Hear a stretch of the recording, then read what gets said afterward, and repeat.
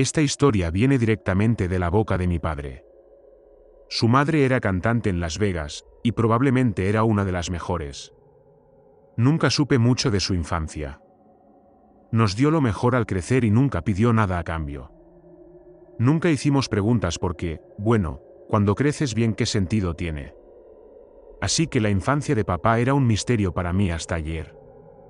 Papá descubrió que tiene un tumor cerebral hace unos meses. Es inoperable.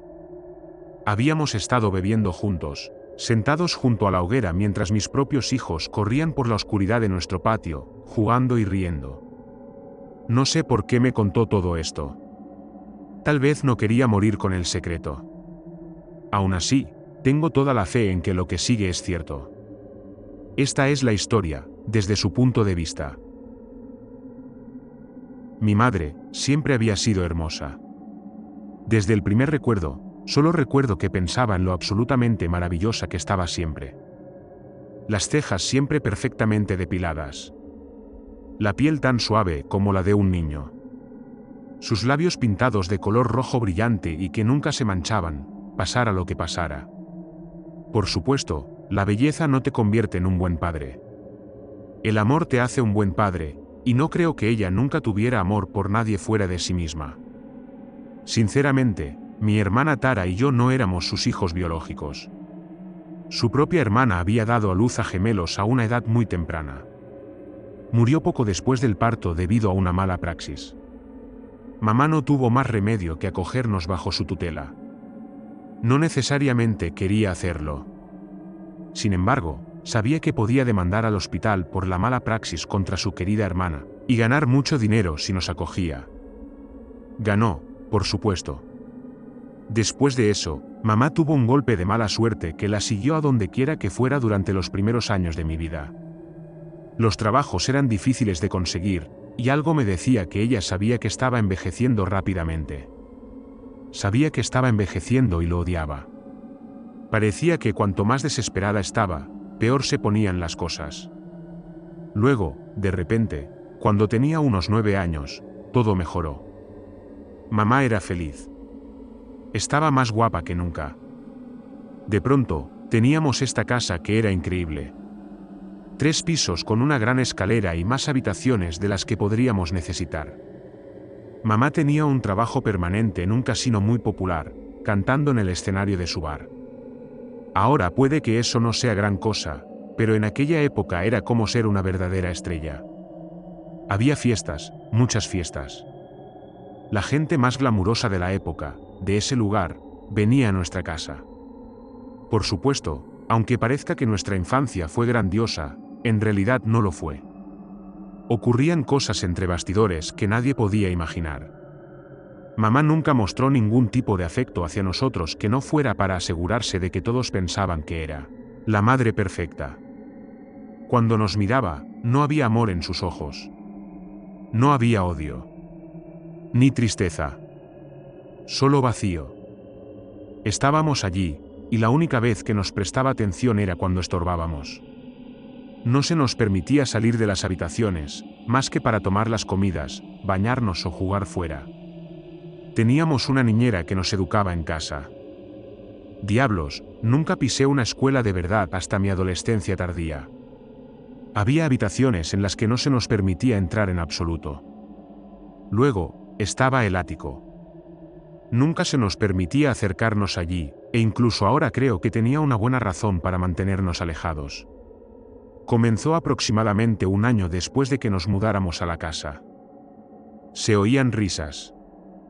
Una risa oscura y malvada como nunca antes había escuchado. Comenzaba en medio de la noche y se prolongaba hasta casi el amanecer. No era fuerte, pero siempre parecía que estaba en tus oídos. Hablarle de esto a mamá fue inútil. La niñera también lo oía, pero parecía ponerse del lado de mamá. Supongo que lo entendí. No vayas en contra de quien te paga. Fue tortuoso a veces. Casi imposible de desconectar, pero se aprende con el tiempo. Entonces, algo bajó de allí. Solo por la noche. Solo cuando mamá dormía. La primera vez que vi algo, tenía probablemente 10 u 11 años. Me levanté en medio de la noche para ir al baño, que estaba al otro lado del pasillo. Sin embargo, al final de ese mismo pasillo, estaba la puerta del ático. Todos los días, permanecía cerrada. Esa noche, estaba abierta, y algo estaba medio dentro de la puerta, y medio fuera en la luz del pasillo. A pesar de esa luz era negro. Negro, como la noche. Negro como la muerte. Unos ojos blancos adornaban el rostro. Demasiado grandes. Demasiado separados. Ningún otro rasgo. Solo esos ojos blancos y anchos. Viéndome a mí. Sin ver nada. La risa que también conocía salió de ella a pesar de no tener boca. Permaneció allí durante mucho tiempo, antes de volver a deslizarse detrás de la puerta, que se cerró con un clic. Se lo dije a mamá. Se lo dije a la niñera. Se lo dije a Tara. Se lo dije a los extraños en las fiestas. Nadie me escuchaba, y así seguía.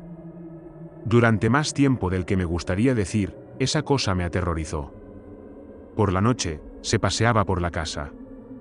A veces, se quedaba en la puerta abierta y miraba fijamente.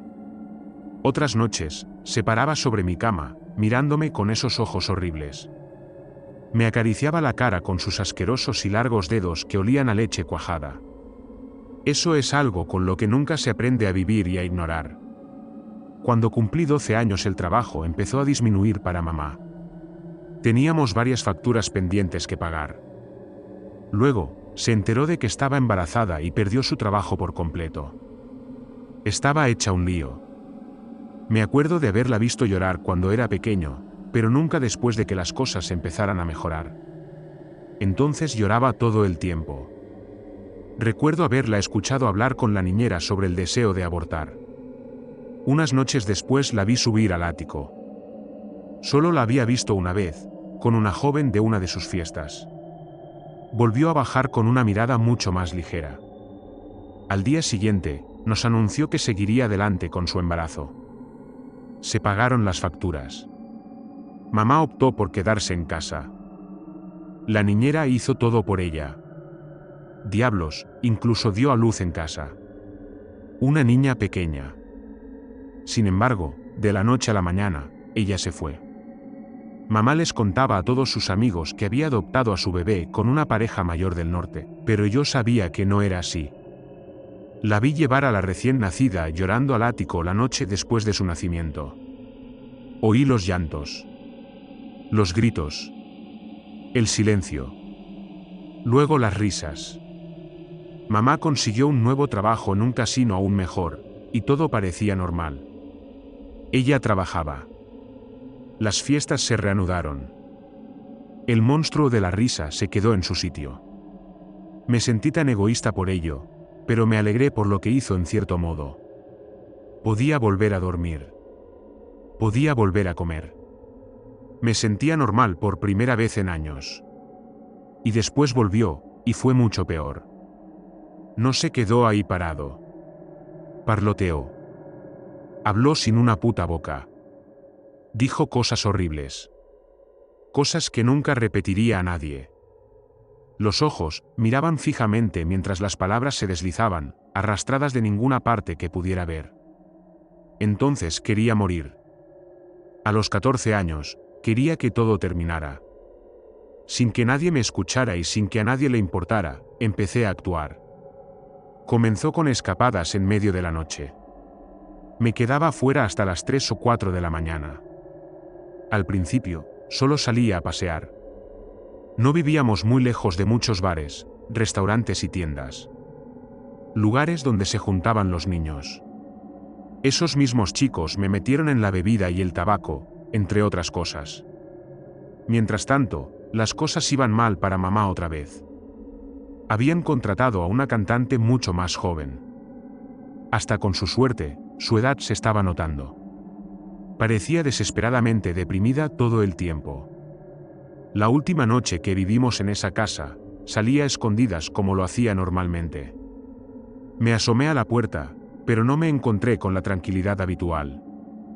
Escuché un llanto que venía del fondo del pasillo. De la habitación de mamá. pero su voz no era la que lloraba. Era la de la niñera. Luego oí un golpe y el silencio.